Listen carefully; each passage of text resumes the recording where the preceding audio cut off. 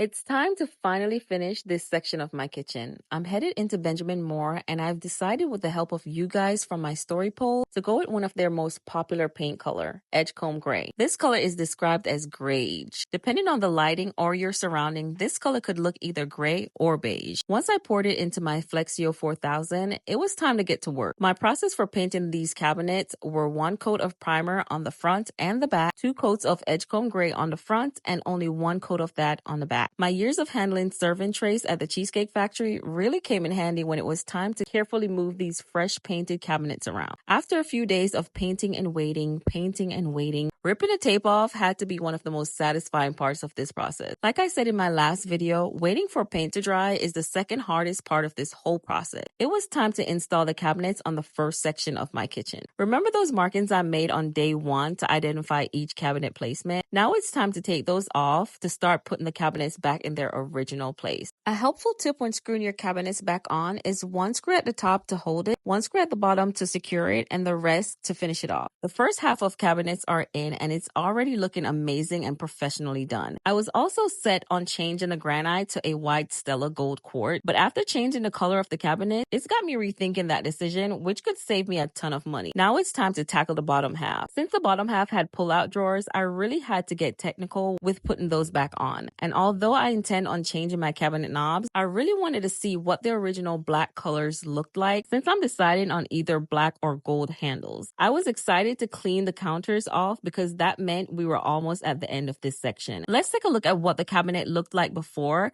and what it looks like now. This is only the first section of my kitchen, so follow along for more to see all the exciting things I have coming.